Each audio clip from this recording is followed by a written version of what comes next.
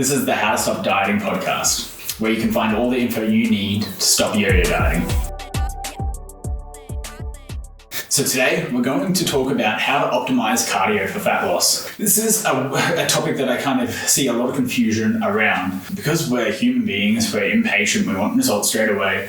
A large amount of the times people are doing exercise that they tend to believe will help them get towards their goals quicker. When it comes to cardio, it tends to be HIIT cardio. It's all the rage at the moment, the most hardcore. So it's kind of viewed in like different light that it's the answer to help out when it comes to people losing weight. And here's why I don't like HIIT. A lot of high intensity interval training is actually really hard to do a lot of. We have a heart rate that we can get maximally to about 220 beats per minute, depending on how fit you are and your age. And then somewhere in that range of 220 minus your age is kind of your maximum heart rate. So if you're 20 years old, then your max heart rate is 200 beats per minute.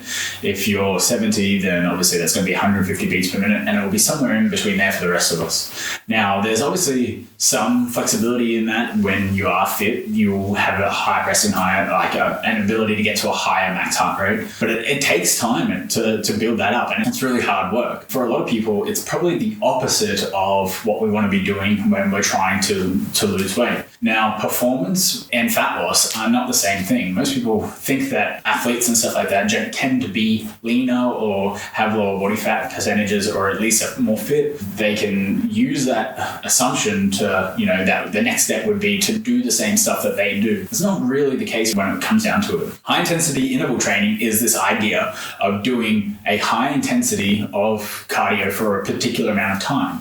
So we've got that high intensity, and then the interval of the workout being somewhere between 5 to 30 seconds, 40 seconds, depending on the type of cardio style we're talking about. Then there'll be a portion of rest and then repeated bounce. So there might be somewhere between 4 and 10 of them, depending on the type of style and cardio or whatever we're talking about. You set up your diet across the week.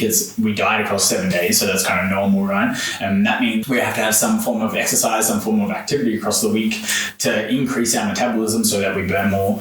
We have to have some daily movement, right? So imagine you're doing daily movement on top of your resting metabolism, and that some of that daily movement is also got some cardio on it. How many times a week do you think that you could do HIIT training before you're not making that session burn as many calories as the first one, right? So if we think that the first session, say it burns 100 calories, how many times do you think that you can repeat doing some sprints or something like that across the week to make your workout burn the same amount of calories as that first one? My argument is the more you try and repeat that high intensity stuff, the less it's going to be high intensity. I tend to feel, and I have not seen anyone prove me wrong on this, that repeated bouts of high intensity interval training have diminishing returns very quickly. It's very hard to recover from. There's a lot of energy that's involved in this, and it takes the body a lot of time. And so you might perform the first session and maybe the second session to some, closeness of that same intensity, the 100 calories that you burn on that first HIIT bout.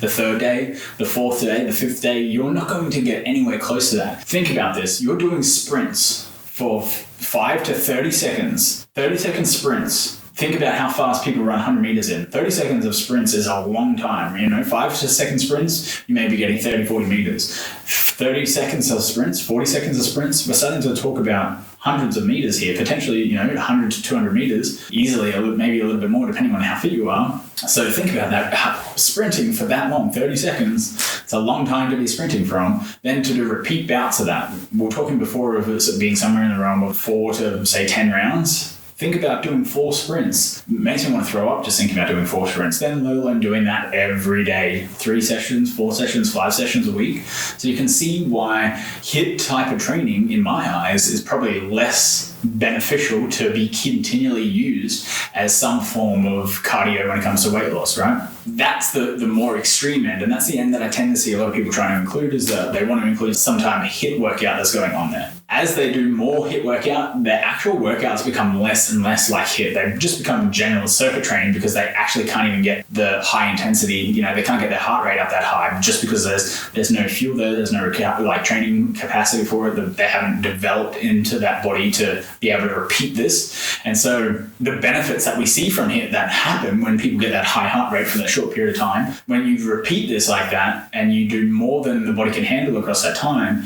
you actually don't get the same health benefits from it. So you like the reason that you're smashing yourself from these sessions, you're not even getting that same health benefit out of it. So to me, it doesn't even make sense why you try and put that in. And then some people try and stack that HIIT training on top of weight training as well. So think about that now. Now you're trying to do some 2 to 5 sessions, training sessions a week, plus 2 to 5 HIIT sessions, depending on that. How many training sessions do you normally do, right? If you're normally doing 3 training sessions, 5 training sessions, and now you're trying to add HIIT sessions on that, they have the same total cost to the body in terms of like damaging stuff and needing to be rebuilt and sending those signals across to get the body to reorganize itself and create new tissue and recover and then be able to repeat that over and over again.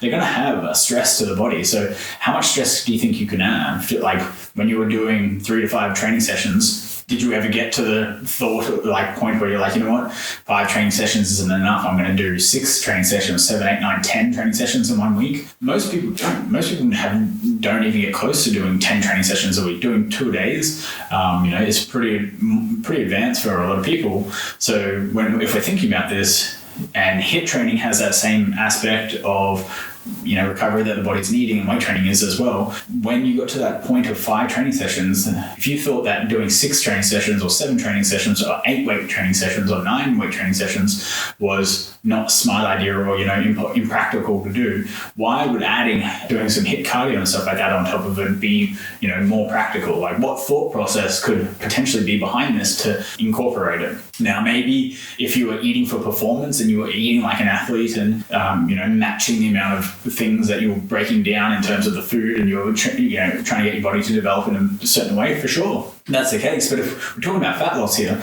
so we're talking about people that are intentionally in a calorie deficit, they're intentionally eating less than their body needs. So that means they're not getting enough fuel to recover from a training session like that. So there has to be a net less amount of energy. Then the body can go, all right, we need to break down some tissue from somewhere to get this energy back. Let's break down some fat tissue to recover that energy. So that doesn't leave you with the ability to eat enough food to recover from that as well. So when we're thinking about this, it's probably like the least optimal way of going about this HIIT training and adding it on top of weight training as well. Let's go back down. Let's drop the intensity a little bit and talk about moderate intensity training. So generally we just call this running or jogging or cycling, rowing, whatever it may be, where your heart rate is just elevated for a period of time and you're trying to do that for a session. And now those are awesome sessions, but because it's in some kind of moderate intensity range, it's not quite high intensity, it's a little bit lower, but it's not nothing as well. It's somewhere in that zone 2 to zone 4 generally.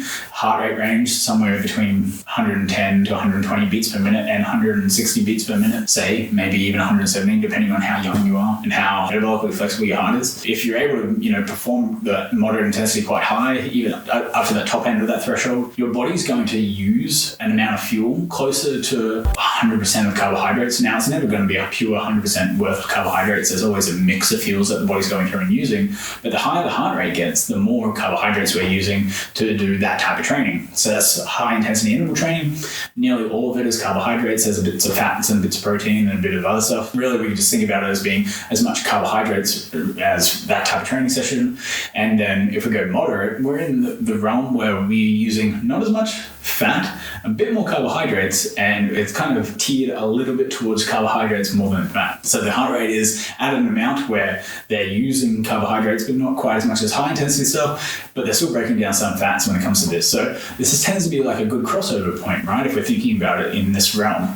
However, if we're adding it on top of other training, so weight training and stuff like that, which most people are including in their diet and their life when they're trying to optimize how much muscle mass they gain and how much body fat they lose, like HIIT training, it's a stress to the body. It costs energy. It has some kind of nutritional cost to it as well. There's a recovery cost. There's a time that the body needs to recover from it. And so with that, it means we have to treat it like a normal weight training session. We have to give it the respect that it deserves, to give it the fuel that it deserves, so that it can be performed at an intensity that's appropriate for that. If we're doing it and coupling that with weight training, we're probably going to find one or the other starts to get compromised. We're going to find either the weight training drops down in quality or the moderate intensity cardio session drops down in quality as well. What's more important for your performance or your health or your enjoyment? You don't have to do weight training. You don't have to do cardio. You can pick and choose. But what we want to do is think about them kind of in training sessions and not necessarily mutually exclusive, like I'm doing 3 3 or 5 weight training sessions, and I'm going to do 3 cardio sessions, because at that intensity,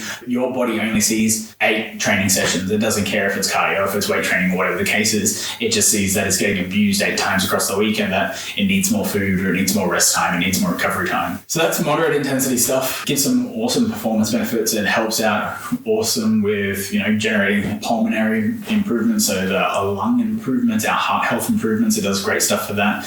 It burns a lot of fat, but it also uses a lot of carbohydrates as well. So it means that we use and need to replenish carbohydrates from our diet for that to be able to do it to the next day, recover that fuel so that our body can do it again. When we're thinking about fat loss, the number one priority is how much fat can we break down, not store again, and make sure that that fat breakdown gets used for the energy that our body needs to recover from something, and that muscle tissue is recovered, and we don't break that down too much, for improving our body composition, for improving our muscle mass and dropping our body fat, for making us tone up, for making us feel better and enjoy our physical appearance. So if that's the number one priority, high intensity and moderate intensity cardio is not serving to the same degree as low intensity cardio would. Low intensity cardio tends to be somewhere in that less than 110, maybe 115 beats per minute range, where we're able to do all the stuff that we're doing. Kind of use a talk test is what I like to use with clients. If I can talk without having to do breaths between each, whilst I'm doing cardio, then it's probably at an intensity that's just a little bit too much, and I want to pull it back. If I can have a conversation and continue to do it, it's awesome. That's right on the right intensity, and I like that as a measure for if they're doing something that would be more fat burning. Yes, it is more fat burning, and so it has less cost to the body in terms of carbohydrate costs. Like the others, moderate intensity and high intensity, are going to have a lot more carbohydrate costs from that training session. So yeah, we don't have as much carbohydrates that the body needs to eat to recover that. So it means that any of the fat tissue that it is breaking down, or any of the fat sources that it is using to perform that to perform those movements from that energy sources, we're able to recover that from fat tissue a fair bit easier, right? So it's easier to burn and break down and use as much fat tissue as possible from that low intensity cardio than it is from a moderate or high intensity cardio sessions. Now, you can generally add that on top of weight training without it being too much of a detriment to weight training. You would generally have to do somewhere in the realm of 15,000 to 20,000 steps to start seeing some impact on your weight training sessions. Some people are used to this. They've got a highly active life. They do 15 to 20,000 steps with their normal jobs, and they don't see it impact their weight training session. And that's awesome. In my experience, a fair amount of people start to notice it at about 15 to 20,000 steps, and it starts to become a little bit impacting on their weight training session. And if anything, I like to pull back and encourage people to find more time doing other stuff other than, going for more walks and stuff like that. Try and find ways to manage stress a little bit better, or try and find some downtime, try and find some time away from, electronic screens and stuff like that. Try and get outside, or, in the sun, or whatever it may be. But essentially, more activity, more exercise is a little bit over the top on what we're trying to do in terms of life balance and stuff like that, in my opinion. So we can add it in with weight training. It doesn't seem to have too much of an interference effect, and it seems to burn at per unit of time, a really high amount of body fat compared to the weight training session. On a calorie for calorie basis, you'll burn more during a cardio session than you will from a weight training session. Now, there is some of the consequences of a cardio session is we don't have the highest amount of recovery session that comes from a low intensity cardio. So if we think about either the epoch, or how much tissue is broken down, or how much muscles, needing to be recovered, cardio stuff doesn't necessarily incorporate or increase the amount of muscle tissue as much. So weight training does. And because of that, that cost of recovery actually increases some metabolism. There's a metabolism cost to it. So we actually burn a little bit more of calories from the 24 hours, 48 hours, 72 hours after a weight training session than we do from a single bout of cardio. So we think about the accumulative effect of that. If we do a training session 3 to 5 times a week, we're thinking about that adding up over time. It kind of becomes like this wave of recovery and body breakdown of fat and increasing muscle tissue that increases our metabolism. Not a heap, not so much, that you get to eat 2,000 extra calories or something like that, but a couple hundred calories, sure, definitely get away with doing stuff like that. You continually to increase the amount of output that you do from a weight training session. Generally with cardio, it's very hard to increase the amount of distance that you walk over that time without increasing your heart rate beyond a certain point or whatever the case may be. So it's kind of almost like a fixed amount of, burning of fat that you'll do across that time. Sure, you'll get a little bit better at it, and so you probably can get a little bit more distance, but your body will also become more efficient at it, so you'll probably lose on some of the, inefficiencies that the body has when you're trying to walk those distances to start off with, where that inefficiency costs more calories. So it would kind of equate somewhere along that line. And so when we think about this, the weight training session won't, because if we continue to push for progressive overload, we're trying to pick up heavier weights and do those over time.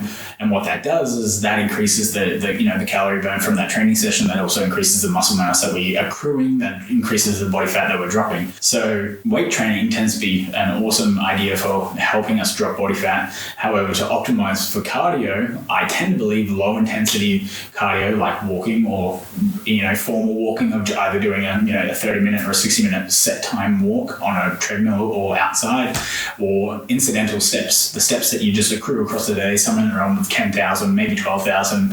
I like 10 to 12,000 as a target for most of my clients, and just incorporating that as a daily target to encourage physical activity, help you increase your calories, help you burn off a little bit extra body fat over time. So that's why I'm a massive fan for low intensity cardio. Walking, I think, is a secret weapon, and moderate intensity and high intensity cardio tends to have more of an interference effect with our weight training. It tends to require a lot more fuel. It tends to have a destructive effect, which makes it harder to keep doing for a long period of time to get the changes that we want when we're just focusing on fat loss or optimizing body composition. So if we are talking about performance or a bunch of other stuff, we could always go down those routes later on, but for optimizing for fat loss, that's what I definitely feel is the highest priority. Get some low intensity stuff in there, keep it in there daily, and you'll be good to go. Thanks so much for jumping on board with this podcast episode. I hope you found it helpful. Make sure if you've got any questions, comments, or anything like that, leave them below, and I will see you all in the next episode.